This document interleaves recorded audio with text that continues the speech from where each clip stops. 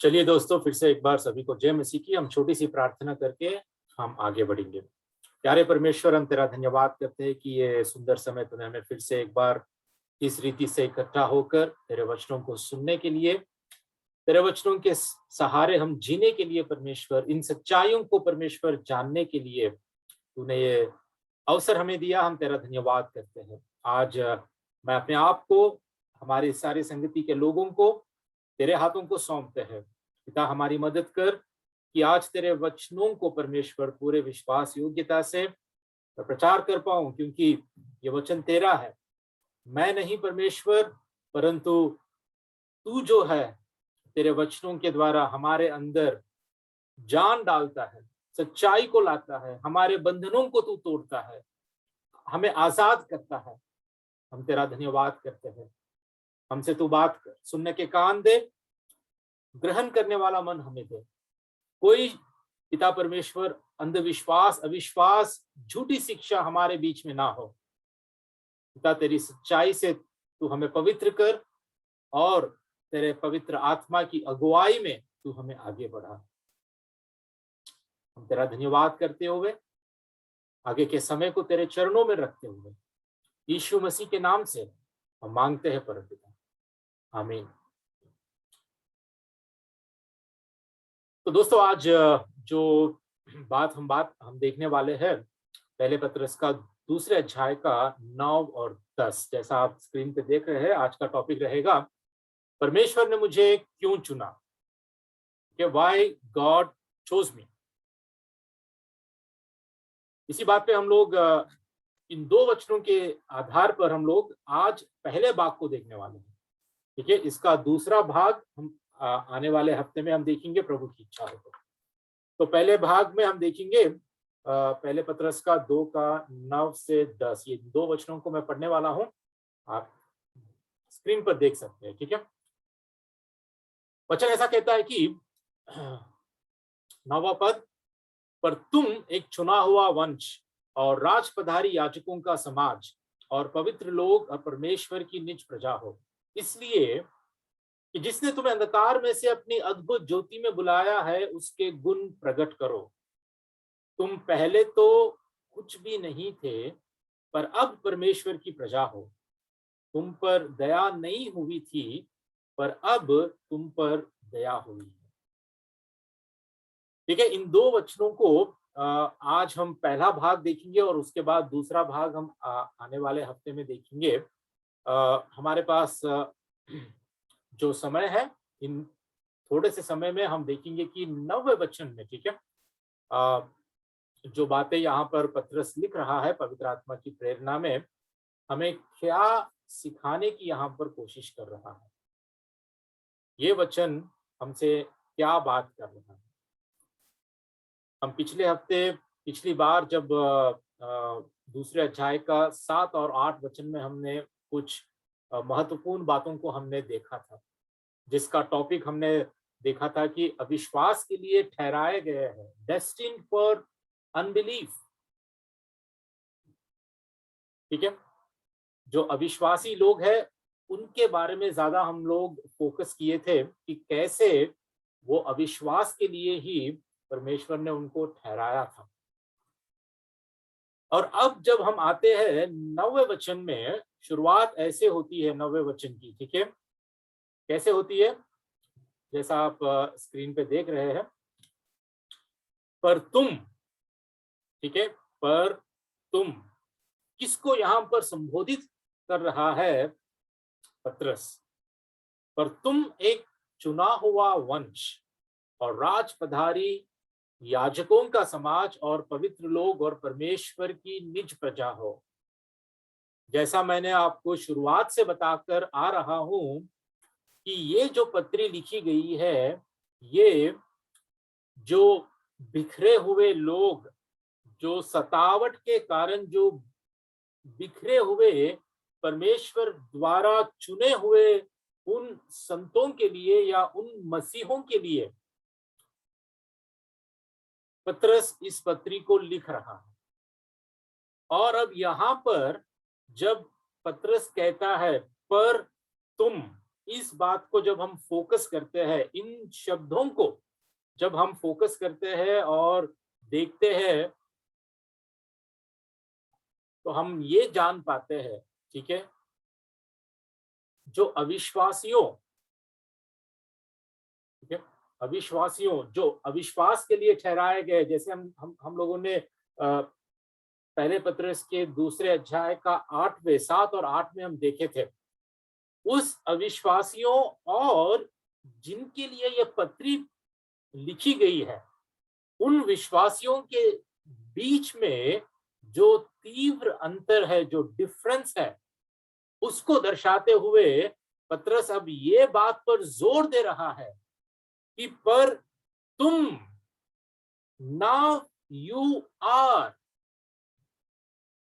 तुम्हारे और उन अविश्वासियों के बीच में जो अंतर है, तुम्हारी जो पहचान है, और जो संसारिक लोग और अविश्वासी है जो भेड़ नहीं परंतु बकरियों की जैसे उनकी तुलना जो की गई है, उनके बीच में और तुम्हारे बीच में जो तीव्र अंतर है, there is a major difference, there is a great difference.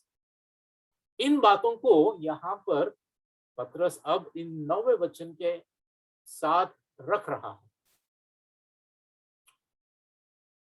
ठीक है।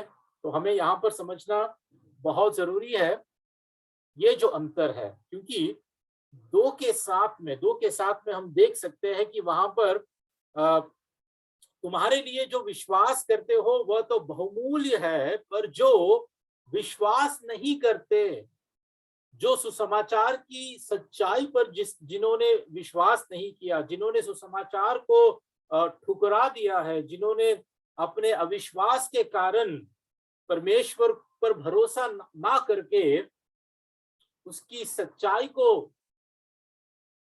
अंगीकार नहीं किया, स्वीकार नहीं किया, ऐसे अविश्वासियों और विश्वासियों के बीच में जो अंतर है उसको दर्शाते हुए यहाँ पर विश्वासियों की पहचान क्या है, पत्रस हमें सिखाने की कोशिश कर रहा है, ठीक है।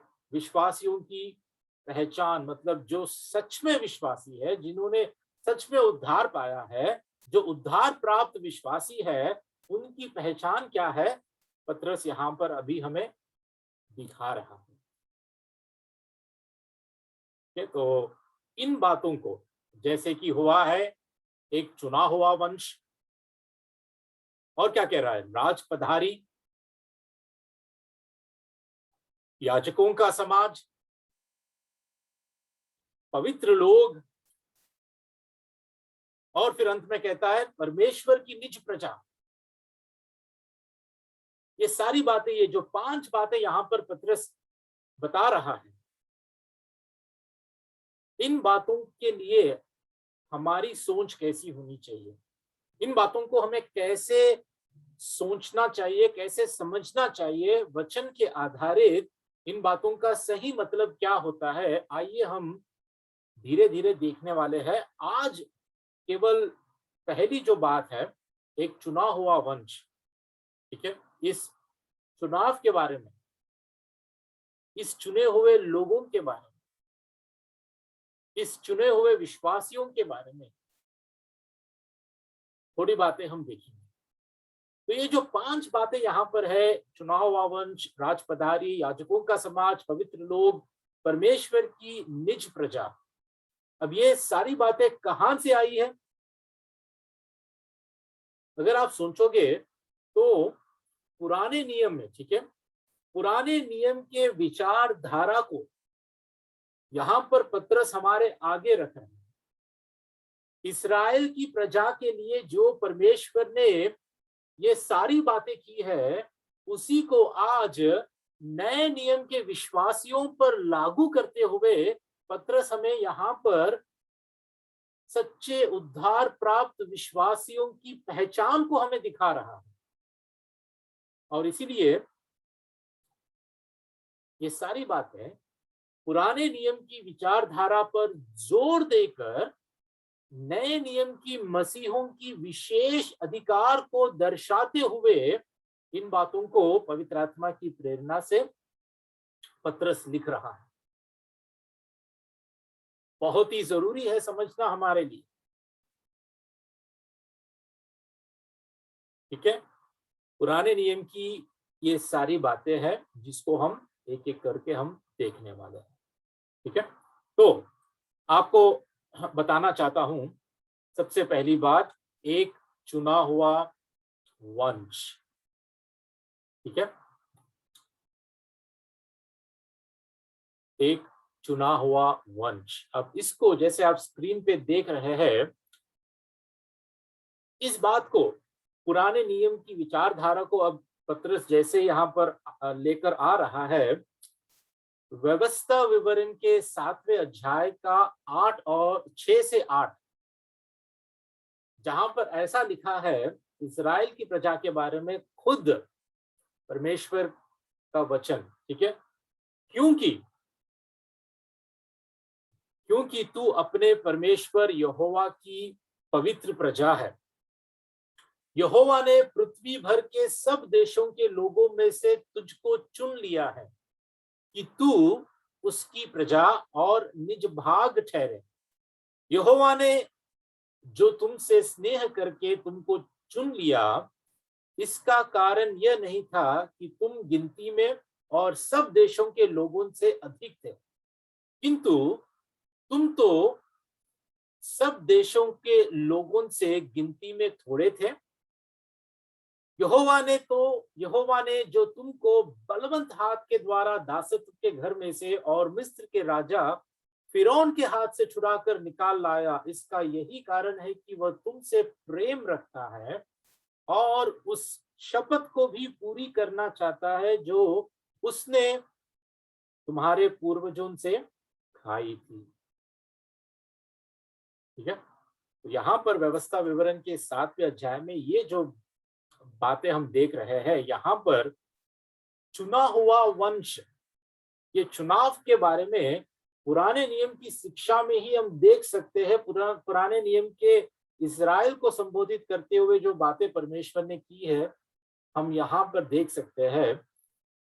ठीक है, देखिए यहाँ पर, क्योंकि तू अपने परमेश्वर यहोवा की पवित्र प्रजा है, यहोवा ने पृथ्वी भर के सब देशों के लोगों में से तुझको क्या किया? चुन लिया है। ठीक है, कि तू उसकी प्रजा और निज भाग ठहरे। और यहां पर क्या लिखा है? यहोवा ने जो तुमसे स्नेह करके तुमको चुन लिया है। इसका कारण यह नहीं था कि तुम गिनती में और सब देशों के लोगों से अधिक थे, किंतु तुम तो सब देशों के लोगों से गिनती में थोड़े थे। ठीक है, और उसने तुमको बलवंत हाथ के द्वारा दासत्व के घर में से और मिस्र के राजा फिरौन के हाथ से छुड़ा कर निकाल लाया। इसका यही कारण है, मतलब ये चुन लिए जाने का।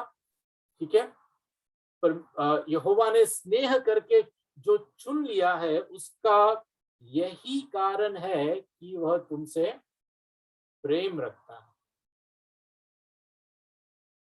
ठीक है, वो तुमसे प्रेम रखता है और उस शपथ को भी पूरा करना चाहता है जो उसने तुम्हारे पूर्वजों से खाई थी। तो पुराने नियम की शिक्षा में हम देखते हैं कि परमेश्वर ने अपनी प्रजा को, इस्राएल की प्रजा को चुनने का एक ही कारण था कि वह उनसे प्रेम किया। परमेश्वर ने उस प्रजा से प्रेम किया और अपनी बात को, जो अपनी शपथ उसने खाई थी, जो अपने वादे को उसने किया था पूर्वजों से, सबसे पहले अब्राहम से जो जो जो किया था, उसके कारण, ठीक है, उसको पूरा करने के लिए, ठीक है, परमेश्वर ने इस्राएल की प्रजा को चुन लिया। अब इस विचारधारा को, ठीक है, इस विचारधारा को ही पत्रस हमारे आगे रखते हुए ये कहता है कि हम लोग, ठीक है, नए नियम के विश्वासी भी जिनको परमेश्वर ने चुना है,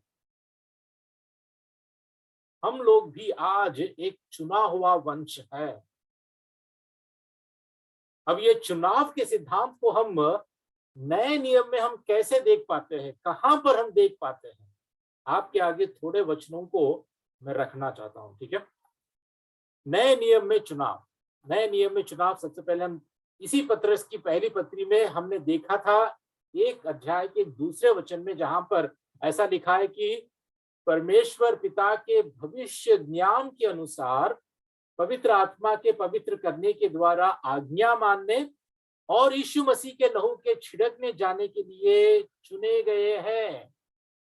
केवल जिसके लिए पत्री लिख रहा है उसी के लिए नहीं, लेकिन आज भी नए नियम में जितने भी विश्वासी हम जैसे लोग, उन सभी के लिए नए नियम की शिक्षा में हम इन वचनों को हम देख सकते हैं, जो चुनाव के बारे में हमें बिल्कुल सटीक और साफ और पूरी क्लैरिटी के साथ हमें ये वचन हमें सिखाते हैं कि परमेश्वर पिता के भविष्य ज्ञान के अनुसार हमें उसने चुना है। दूसरा वचन इफिसियों का 1:4 में भी हम देख सकते हैं कि यहां तक कि उसने हमें जगत की उत्पत्ति से पूर्व मसीह में चुन लिया। देख रहे हैं आप नए नियम में चुनाव की शिक्षा को, कई सारे लोग इस चुनाव की शिक्षा को नहीं मानते। कई सारे लोगों की इस चुनाव की शिक्षा बहुत ही अलग होती है। कहते हैं कि परमेश्वर ने देखा कि मैं एक दिन उसको चुनूंगा, इसीलिए परमेश्वर ने मुझे चुना है। ठीक है, तो ये बातों को समझना जरूरी है कि परमेश्वर ने पहले हमें जगत की उत्पत्ति से पूर्व मसीह में हमें चुन लिया। हम एक चुना हुआ वंश है। तीसरी बात, प्रेरितों के काम में 18 का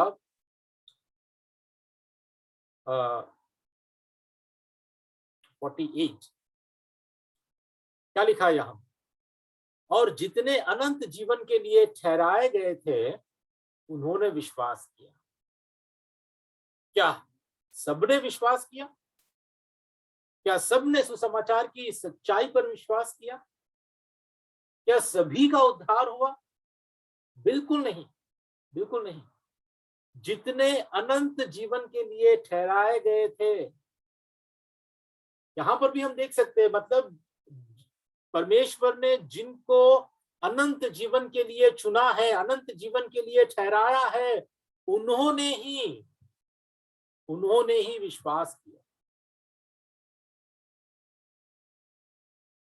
किन्होंने विश्वास किया? जो अनंत जीवन के लिए ठहराए। तो ऐसे ही दोस्तों कई सारे वचनों को मैं आपके आगे नए नियम से मैं रख सकता हूं, जैसे रोमियों का 8:30 है, 9 का 11 है, 11 का 5 है, 1 कुरिन्थियों का 1 का 22 और 24 है, 23 और 24 है।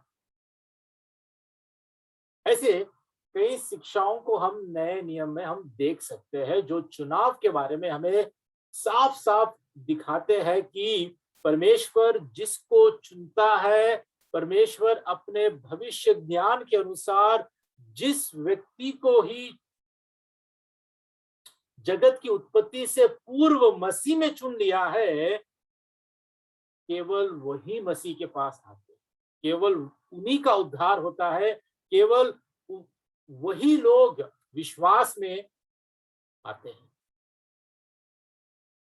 इसको एक्सेप्ट करना, इन बातों को ग्रहण करना, इस शिक्षा को हमें स्वीकार करना भले ही हो सकता है हमारे जीवन में पहले पहले कठिन महसूस हो सकता कि ऐसा क्या सिर्फ और सिर्फ चुने हुए लोगों का ही उद्धार होता है, दूसरों का क्या है? इन सारी बातों को हो सकता है कि आज हमारे मन में कई सारे सवाल आ सकते हैं, लेकिन दोस्तों ये मेरी शिक्षा नहीं है, या किसी और इंसान की बनी बनाए बातें नहीं है, या किसी रिफॉर्म्ड थियोलॉजी से आया हुआ, या किसी जॉन कैल्विन से आया हुआ, या मार्टिन लूथर से ही आई हुई बातें नहीं है। ये खुद वचन जो कहता है, इन सारे भक्तों के द्वारा हम तक पहुंचे हुए इन सिद्धांत तो है, लेकिन ये बिल्कुल वचन की शिक्षा है। परमेश्वर जो कहता है उन बातों को ही मैं आपके आगे रख रहा हूं। ठीक है, इस रहस्य को, ठीक है, आपके साथ और साधारण बातों में मैं आपको समझाने की मैं कोशिश करूंगा। ठीक है, चुनाव के रहस्य को हम कैसे समझना है, हमें इसको समझने के लिए, इसको समझाने के लिए कुछ प्रश्न मैं पहले आपके आगे रखना चाहता हूं। ध्यान से सुनिए, ठीक है, ध्यान से सुनिए, तभी आपको समझ में आएगा चुनाव का रहस्य क्या है। परमेश्वर ने आपको कैसे बचाया? सोचिए, इन सारे सवालों पर ध्यान दीजिए और सोचिए, परमेश्वर ने आपको कैसे बचाया? दूसरा प्रश्न, कैसे परमेश्वर ने आपको अपने पास लेकर आया? तीसरा प्रश्न, खोई हुई स्थिति से, अंधेपन से, मृतक दशा से, आत्मिक बातों के प्रति असंवेदनशीलता से आप कैसे बाहर आए? आपका हृदय परिवर्तन कैसे हुआ? जब आप खोई हुई स्थिति में थे, जब आप अंधकार में थे, अंधेपन में थे, आप अपने पापों के कारण मरे हुए थे, आत्मिक बातों के प्रति आपके अंदर कोई रुचि नहीं, कोई संवेदनशीलता नहीं, और आप कैसे इन सारी बातों से आप बाहर आए? आपका हृदय परिवर्तन कैसे हुआ? सोचिए, वास्तव में आपके साथ क्या हुआ? और जब मैं ये सारी बातें कर रहा हूं तो दोस्तों ध्यान दीजिए, मैं उन्हीं के बारे में बात कर रहा हूं जिनका सच में उद्धार हुआ है, जिन्होंने सच में नया जन्म पाया है, जिन्होंने अपने खोई हुई स्थिति से बाहर आए, अपने अंधेपन से, अपने मृतक दशा से परमेश्वर ने उनको सच में बाहर लाया है, जिनका सच में हृदय परिवर्तन हुआ है। मैं उन्हीं के लिए ये प्रश्नों को आगे रखा हूं, क्योंकि अगर आपका सच में उद्धार नहीं हुआ है तो ये सारी बातें आपको समझ में नहीं आई। तो उद्धार प्राप्त विश्वासियों के जीवन में वास्तव में क्या हुआ? वास्तव में आपके साथ क्या हुआ? वचन के आधारित मैं आपको इन प्रश्नों के जवाब को देना चाहता हूं। सबसे पहले अगर हम इफिसियों के 2 के 1 और 5 में देखेंगे, यद्यपि जब हम अपने अपराधों और पापों के कारण मरे हुए थे, परमेश्वर ने हमें जीवित किया। वास्तव में आपके साथ क्या हुआ? जब हम मरे हुए थे, किसने हमें जीवित किया? परमेश्वर ने हमें जीवित किया। दूसरे कोरिन्थी का 4 का 6, क्योंकि परमेश्वर जिसने कहा अंधकार में से ज्योति चमके, वही है जो हमारे हृदयों में चमका कि हम मसीह के चेहरे में परमेश्वर की महिमा के ज्ञान की ज्योति दे।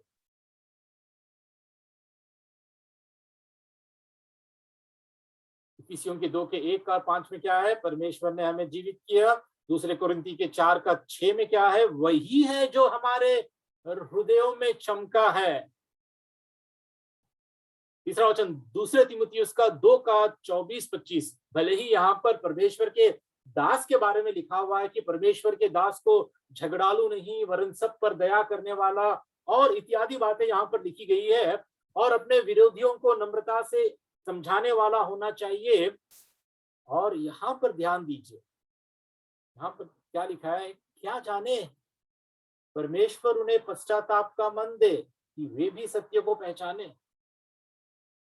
कौन है जो पश्चाताप का मन देता है? परमेश्वर। It is God who gives us a heart of repentance. परमेश्वर उन्हें पश्चाताप का मन दे।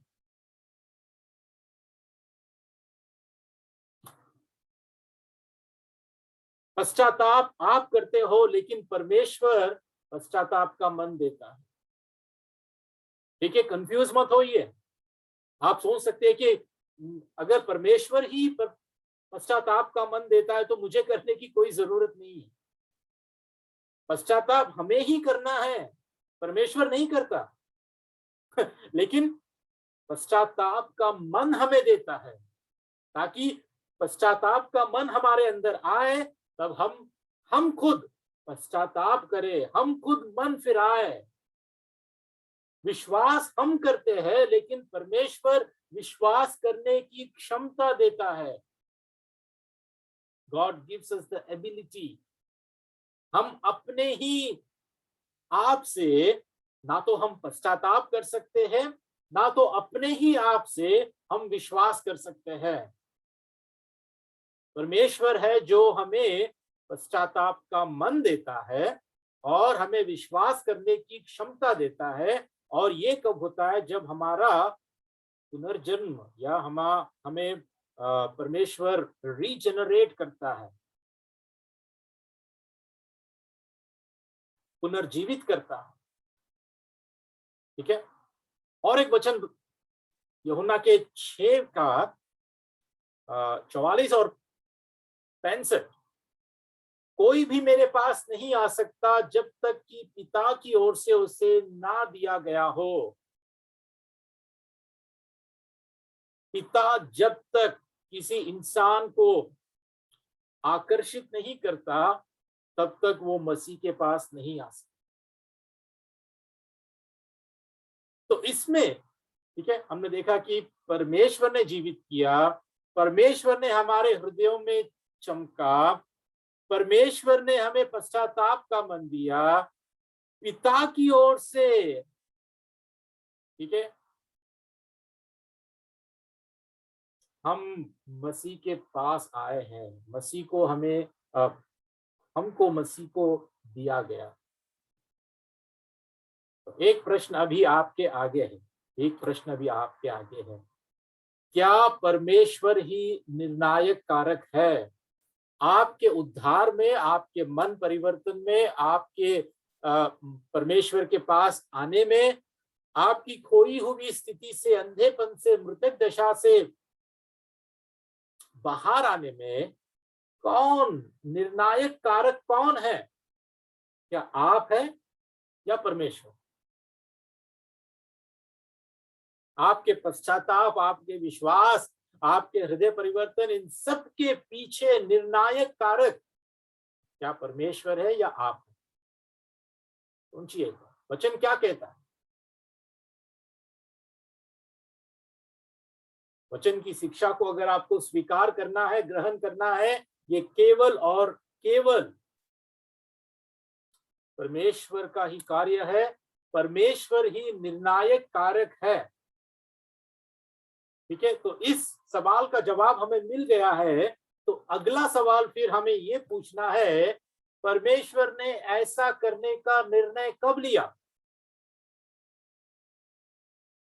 सोचिए एक बार, परमेश्वर ने ऐसा करने का निर्णय कब लिया? When did God decide कि आपको मसीह के साथ आपको जीवित करने का डिसीजन, आपके हृदय में चमकने का, उस ज्योति को, अंधकार में से ज्योति को चमकने का, या आपको पश्चाताप का मन देने का, या आप में विश्वास की क्षमता को देने का, मसीह के पास आपको लाने का, ये निर्णय उनके कि परमेश्वर ने कब किया? अगर चुनाव का सिद्धांत गलत है तो ये सब कुछ निर्णय परमेश्वर ने कब किया? ये सारी बातें जो वचन में आप अभी तक देखे और आपके आगे रखे हुए हैं, ये सारी बातें गलत हो सकती है।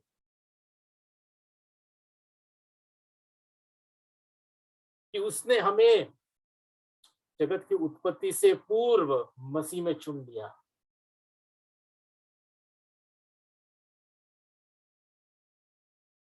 ये सारी बातें, ये सारी ये सारे वचन,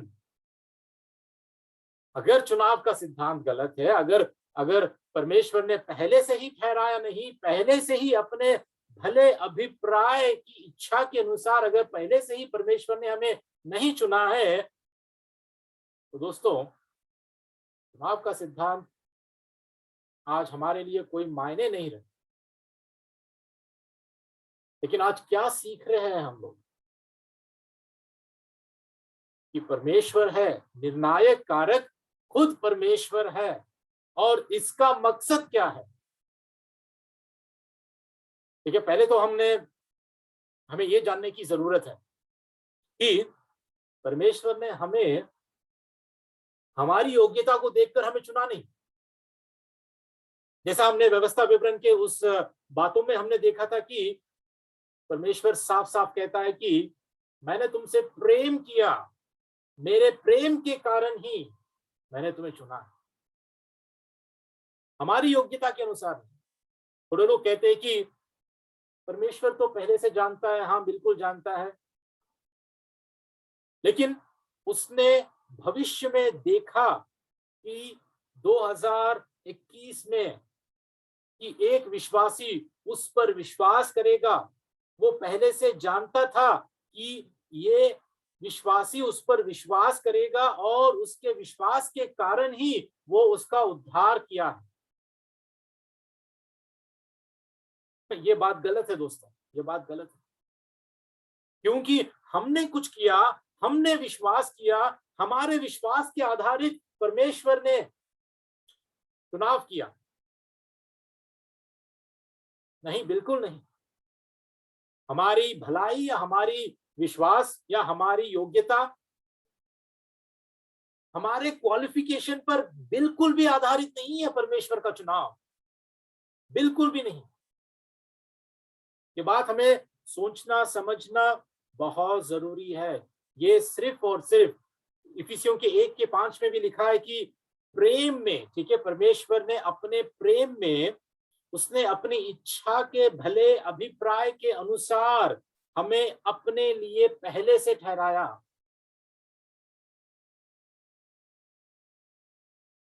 ठीक है, हमारी योग्यता से।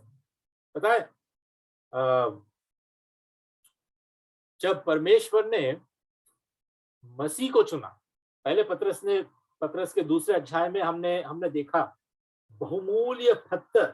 ठीक है, याद होगा आपको पहले पतरस के दूसरे अध्याय के 4 में और 6 में क्या लिखा है? उसके पास आकर जिसे मनुष्यों ने तो निकम्मा ठहराया, परंतु परमेश्वर के निकट चुना हुआ। देखो, मैं सिय्योन में कोने के सिरे का चुना हुआ और बहुमूल्य पत्थर धरता हूं।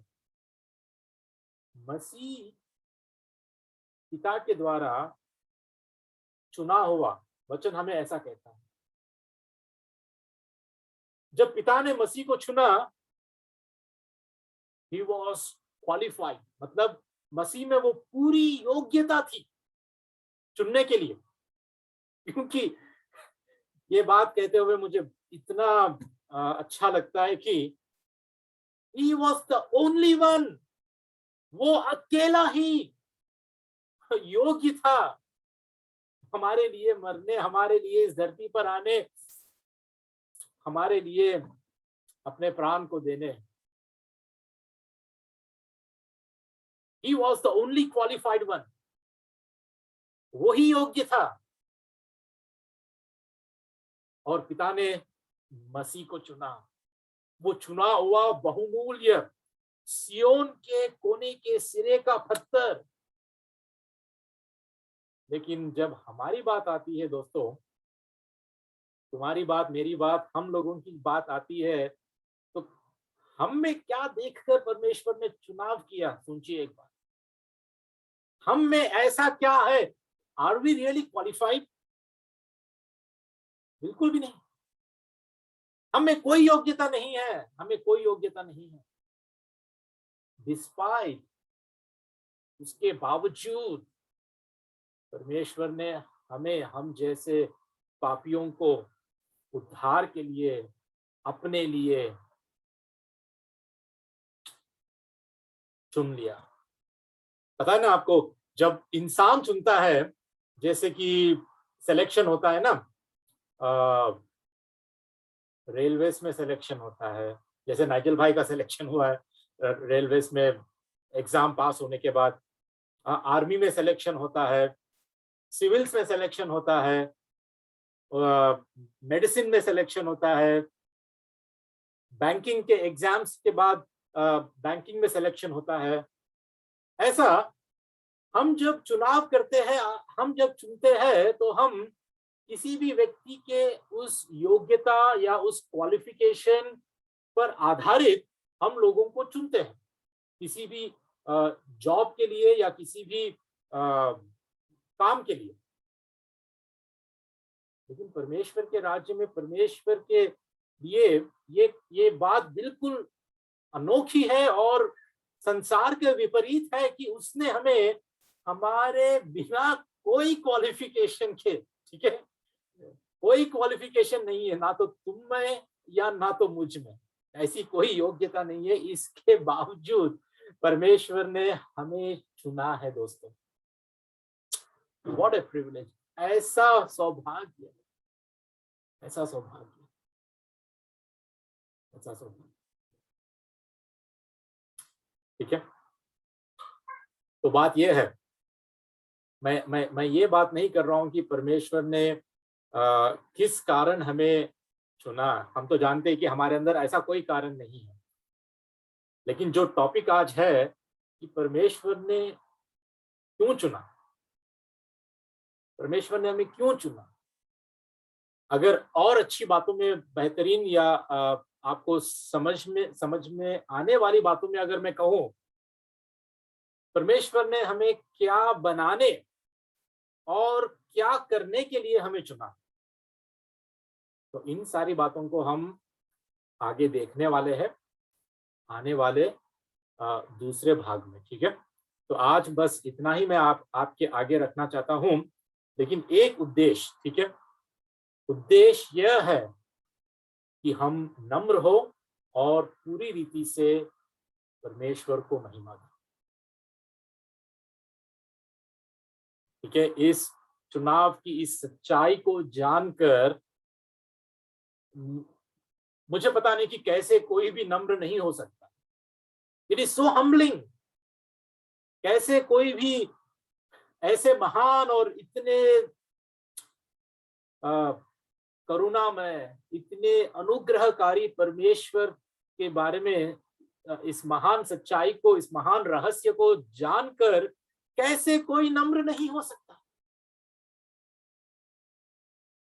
कैसे कोई जमीन पर नहीं गिरेगा, दंडवत नहीं करेगा ऐसे महान परमेश्वर, और कैसे हम पूरी रीति से उस परमेश्वर को महिमा ना दे। कितना महान है हमारा परमेश्वर, कितना महान। आज सवाल ये नहीं है कि परमेश्वर ने उसको क्यों नहीं चुना, इसको क्यों नहीं चुना, इसको क्यों नहीं ऐसा किया। सवाल तो ये है कि परमेश्वर मुझको क्यों चुना। Why did God choose me? मुझ जैसे पापी को अंधकार में, विनाश में, मरी हुई दशा में, संसार के इस पाप के समुद्र में, उस नरक के योग्य मैं जैसे पापी को क्यों परमेश्वर। सवाल ये है आज हमारा।